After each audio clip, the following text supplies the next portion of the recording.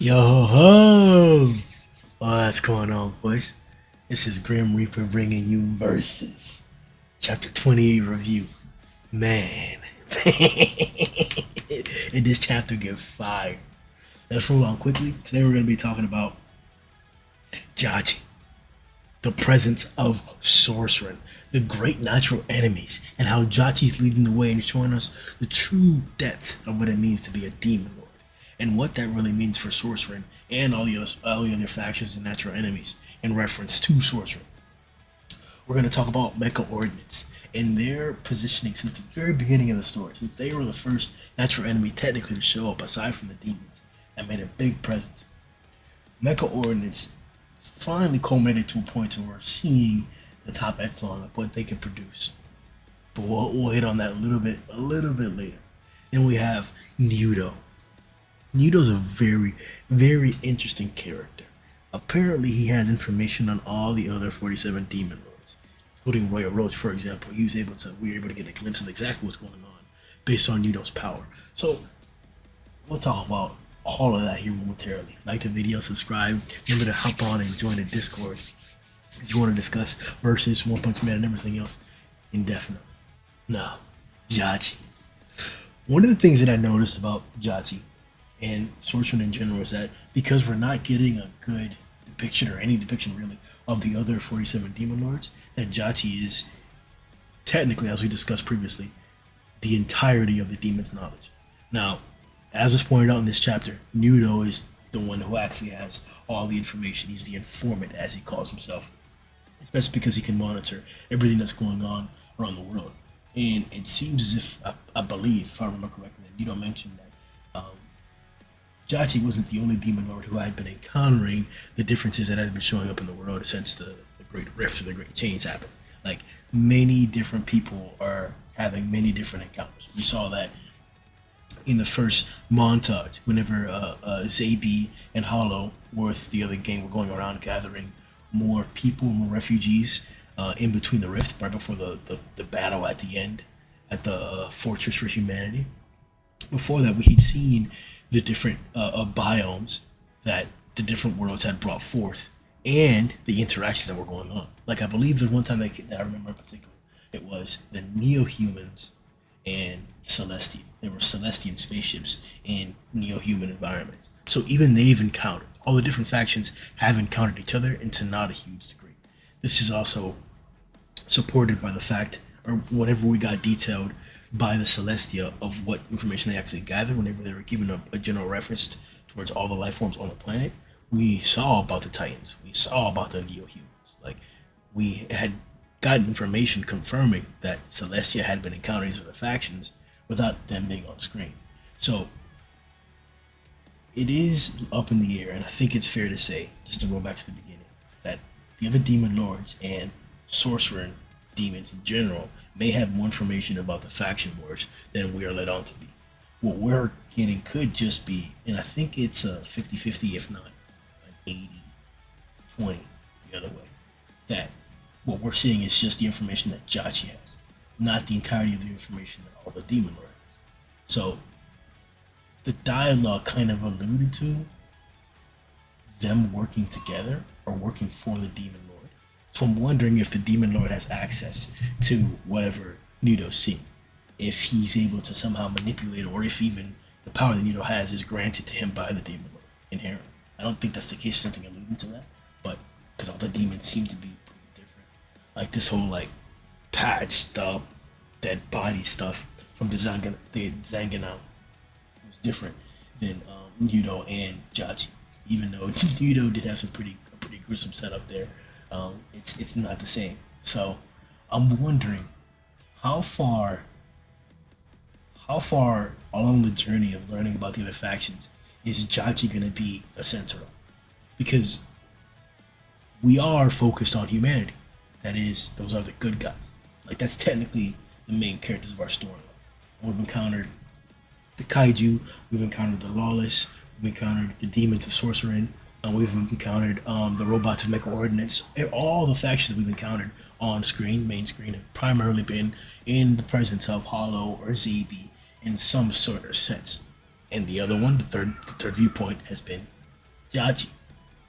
Jachi, the big difference maker. So I think it's fair to say Jachi's we're only seeing what Jachi is seeing. Doesn't mean that all the demons don't have more information in particular.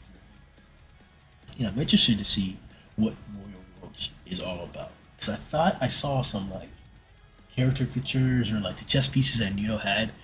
He was controlling at his own base at his lair. That were actual humans. I thought I saw Roach or some other life forms that were like that. So I'm wondering how that's gonna play out. So the chapter starts off with Naver, the robot that we were speaking about previously. So it looks like even though this may be a competent robot, they're all around the same power level. Like your model may have some power restrictions, and obviously there are escalations to that, as we saw not only with the new robot that we saw here, the heavy artillery quadruped variant, the tortoises as they call them.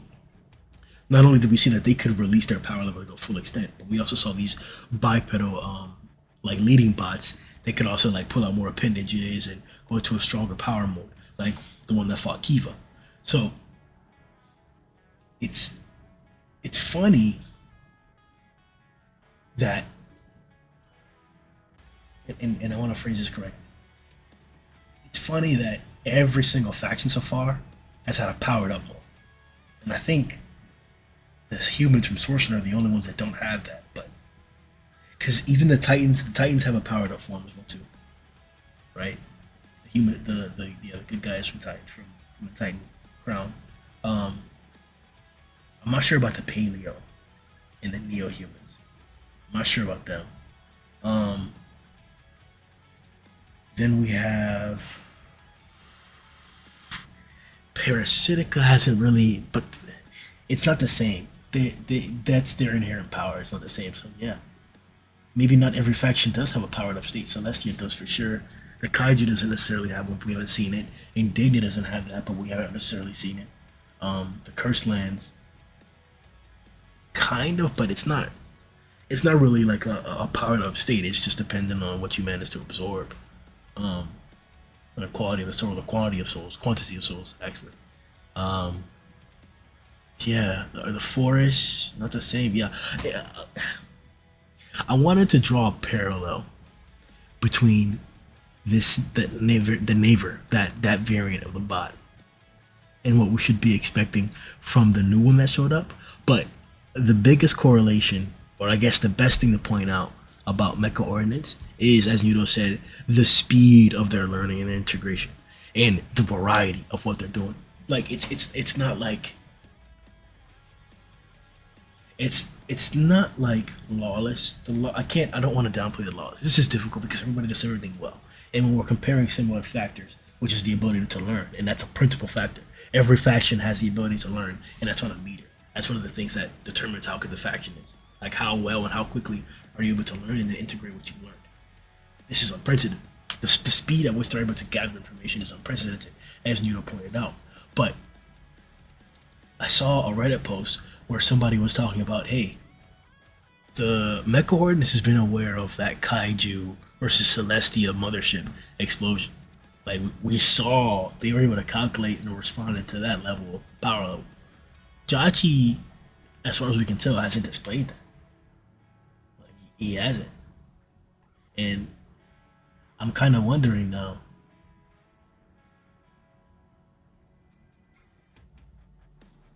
It makes you wonder what level 132, which is what Jachi was reevaluated as, what that really means. Because were there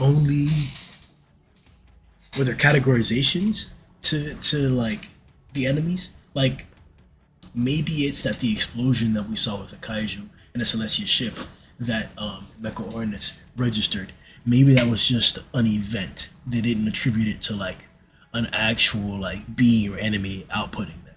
Like there's just like, oh, rocks. Maybe there was a meteorite explosion and they calculated that, but they said it was unknown energy releases or like a detection, something like that. So they also didn't know what kind of energy it was, and they didn't know what happened in general. So it's not like they had all the info. They were just registering that, hey, there was a power output of this degree. Like, we've never encountered that before. So where's Jachi in that picture? Is Jachi that high? That's what it's not necessarily confusing, but it makes you wonder how long is it gonna take for that new robot that showed up at the end of the chapter to become Jachi level? Because that's the real question. That's what Nudo is really scared of. We're talking about them being able to share the information that they gather in combat throughout every single bipedal robot, every single model that comes out, every single one. They can all adapt to the particular enemy that's out there. We even saw towards the end of the chapter where they weren't even like attacking Jachi anymore because the other robot like had shown up. They were just observing him, gathering as much information, even with his laser attacks. Like, and we saw whenever Mecha Ordinance fought the mages from Sorcerer that they were able to like analyze and then counter their magical attacks pretty quickly, like within the same chapter. So we had that expectation. It's not to say that demon magic and mage magic and sorcerer are the same. You would kind of assume that they're from a similar power source because they're from the same realm, but like we don't necessarily know the specifics of it, right? So they've encountered the mages from Sorcerer and the humans from Sorcerer. Now they're encountering the demons from Sorcerer. If there's any similarities, they're going to be able to point it out immediately. And if they can do it for the mages of Sorcerer who are capable and competent, then a much, much, much more capable and competent, maybe a little bit more difficult threat like Dashi, maybe a little bit more difficult, sure, but like the higher the goal, the higher your failure is going to be. Like you're out there shooting for the moon. Hey, you may hit the clouds until it's the top of the building. You start shooting for Jupiter, you may get to the moon, type shit. So like, how strong does that? Did we get a name for it, bro? Did we get a name for that bot at the end of the chapter? How strong is that bot for real, bro?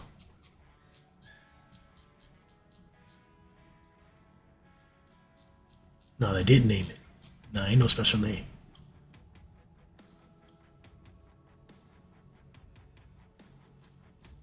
A versus bot, I guess.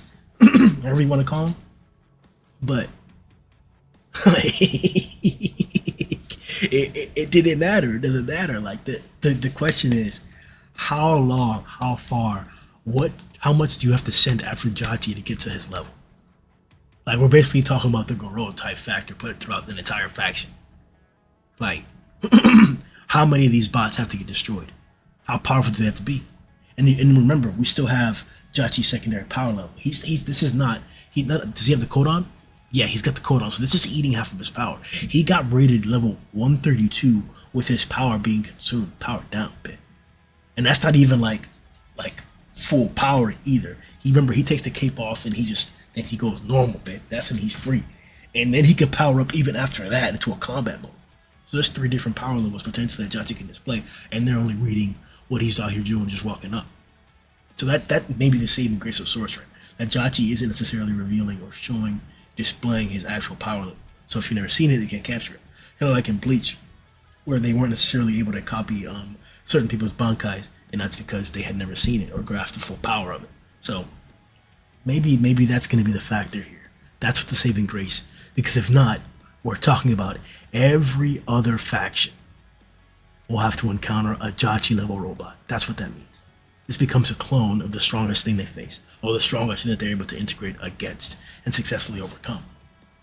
Because we're potentially talking about the destruction of this factory. What was the factory called? Second base or the 5th base or something like that.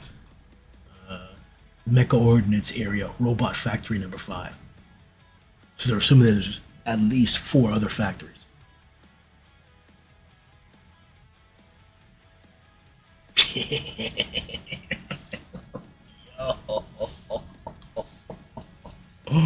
Yo. It's about to be a fade. Nudo. This guy's gonna be a problem. And I like it. He's friendly, he has a sense of humor, and he's involved. He's not necessarily asking permission, and he's progressing the storyline, progressing the narrative, even bringing exposition as well, but it makes sense. It's relevant to the story of what's going on immediately. Like he gave us exposition about what's going on in the world because it directly had to do with what Jachi was encountering right then and there. Excellently done storytelling wise. Nudo not only was able to teleport Gingbok without against his will, basically, but he couldn't do anything about it. Like there's no way for Gingbok to respond. He didn't try necessarily, but I don't think he could have sensed where Nudo was. Like Nudo had the power to manipulate the leader of an entire faction, sent him to bum anywhere, bum f, and he couldn't do it. Gingbok couldn't do a thing about it. Like that's the first big feat of Nudo.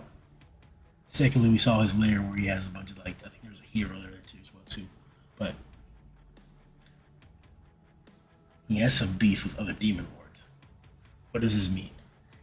Does that the Ganzan wasn't necessarily his friend? I'll have to reread those chapters again to make sure I confirm the deterioration or how bad their relationship is. But like the Ganzan wasn't Nudo's friend, and we see how like not standoffish, but Jachi tends to disregard Nudo every single time we've seen him, or hate his interference. Like Nudo isn't necessarily liked. Maybe it's like some snitch aspect or like an informant spy type thing that like he's always snooping around type shit, so they don't like that. And that's pretty much the only thing that's like completely unlikable compared to the rest of them. But I think Nudo's a good character, or he's being used well. In the tandem of Nudo and Jachi, I really like it, especially the fact that they're the same rank. Like, there's a difference in the ranking of their Demon Lord title, which we don't know the significance of as of yet. It hasn't been confirmed, but the fact that they're both Demon Lords, they both seem to be very, very, very capable. It alludes to there being more to be shown and told.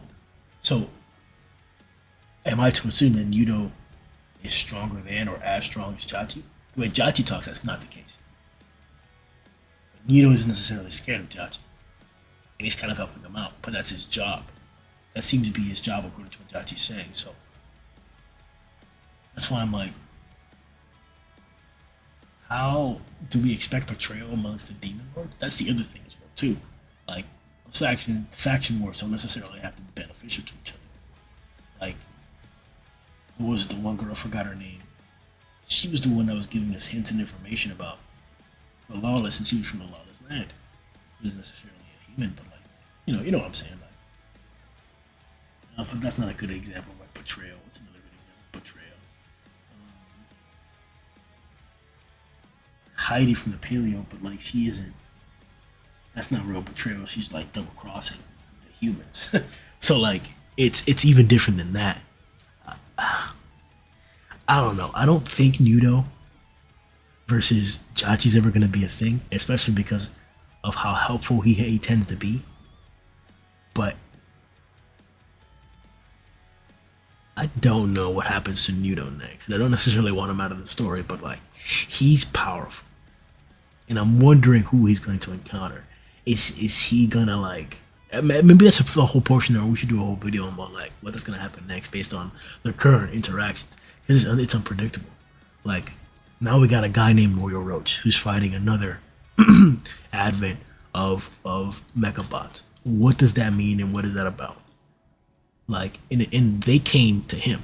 So as you can see on the screen, there's what entire armies portioned out as if like it were an invading force to sorcerer area of the 38th Demon Lord's keep. Like this is his keep. He didn't leave the keep. They came here. And like they're loaded, bro. Like you got the regular bots, like the bipedals. You have to assume that there's some tortoises out there as well too. And you have the new model, which I don't see on the screen, but Royal Roach probably handled him the same way that Jachi did. Currently at another location. Why? Locked in battle too? Like, that's there's. Is this assuming that like Royal Roach isn't as strong as Jachi? Because Jachi isn't locked in battle. Jachi's clapping. Jachi's clapping, man. Like, there's a presumption here that like all the Demon Lords are gonna be at the same base level. I don't want to just think that Jachi's that guy, man. That Jachi's him, man. I want to think that like every single Demon Lord is gonna show me something, and I think a rival Jachi potentially, but I don't know. We'll see how troublesome that robot is indefinitely. Because Jachi is out here, and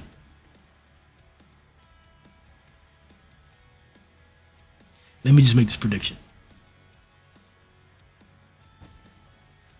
Because of Jachi defeating the Celestian heavy plate, and us not necessarily getting a chance to see how they could potentially scale up, and I'm positive that Celestia isn't a done for, isn't out for the count. That's not the highest potential that they could produce. Is the heavy plate suit. I don't think that's the case. They have to have more. But they didn't get a chance to show it there. Chachi's defeat of Uki was definitive. So what's that to say about Mecha Ordinance? Like, we saw Kiva beat one of their bots, but Celestia ended Kiva. Yeah, Jachi got revenge, but like, these factions can end each other. They can do that. We saw Renri almost got killed by the Parasite. Like, definitively almost got ended by the Parasite. Was about to get clapped too by the God figure because all the Lawless were getting bodied. I was expecting Renri to die, but they kept him around as a character. Like, we saw the Superworm. The Superworm was significant. Like, the factions have been taking each other out. Like, the whole plan about the factions going against each other and natural enemies going against each other, like, that's been working, and we've seen that in action quite a few times already. That's not necessarily unprecedented, especially with how the other factions were weaponizing each other. Like, the Lawless having Titans controlled using Mecha Ordinance type shit. Like, we've seen it. We've seen it. But, like, how does this end? Should we expect this bot, this learning bot, this grow robot type shit to, like, overcome Jachi, to match Jachi, to be just below Jachi? Are they gonna run out of models, variants, versions before they reach Jachi's power level? How quickly are they gonna jump up? This is like what, above level 10 level combat bot versus bot, and they got bodied by a level 132 in like no time. So what's next? How strong is the next one? And how many? Is he gonna destroy the factory before it comes out? I don't think that can be the case. What happens when you threaten a factory? It's also funny that, like, if you were to think of it cohesively, and let's say that there is some other ship thinking cohesively, why is the Mecha Ordinance cohesive army attacking Royal Roach? Are their forces depleted? Is that why, like, Jachi's having such an easy time up against his factory? Because if there are multiple factories, and that means that, like, the factory has to have significance. Like, it's not as if, like, they're innumerous like the actual bots themselves. Like, these seem to have significance, especially with, like, what they've sent just to protect, quote unquote, the factory itself. There's some dialogue earlier in the chapter that was weird. It was the robots kind of like warning Jachi to stay back, to get out of the zone. Like, you shouldn't be here. You're not permitted in this area. But that's not normally what we see. Normally what we see from them is that they go about exterminating any life in the region in general. Like, we saw that when they first showed up. Like, they had so many tactics of, like, trying to, like, fish out humans and kill them. So, like, it's weird that they would then be telling Jachi, hey, you're not allowed to be here, level 1 warning, level 1 warning, level 2 warning type shit. Like, is there a reason for that? Like, do they not want to let off all this artillery because it's dangerous for, like, themselves, or, like, they're going to lose assets? Why in the world would they be warning Jachi when there's no need to warn Jachi? You just kill him if you could. Like, right here. Warning, you've breached the second prohibition line. If you continue to trespass any further. But yeah, bro. Like, why didn't they just shoot off on him when he first trespassed, when he hit through the first line? Like, what safety controls are up for that particular? That's the peculiar part about this. Why didn't they initially take off? So, I don't know. Jachi, the Sorcerer and Mecha Ordinance are currently at war for sure, on two fronts. Jachi's attacking the 5th factory, and Royal Roach is being attacked by an entire force, army, battalion, whatever you want to call it. That's going to be interesting to see the result of. And I wonder if Nudo's ever going to get attacked. Because what's going on with Kingbot right now?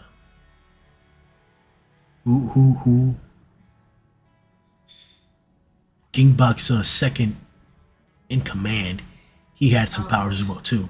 He was even trying to dispel that teleportation circle at first. So what's up with him? Does he have the ability to find out where Nudo is? Can he backtrace her, as it were, to where Nudo's power was coming from? Kind of like a radio signal type shit.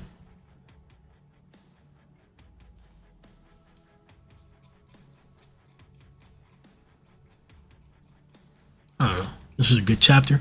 I'm excited to see the other variants of the Mecha Ordinance bots that are going to show up. We got to see some new bombs with the smiley face on them from Mecha Ordinance 2, from the tortoise models. So they've got a lot up their sleeves. I'm wondering if they got that from somebody, if they learned that from fighting another one of the factions. I'm interested to see what other factions have learned in reference to taking down Mecha Ordinance easier. Because everybody's learning, everybody's improving. Versus 2A boys. Yo ho!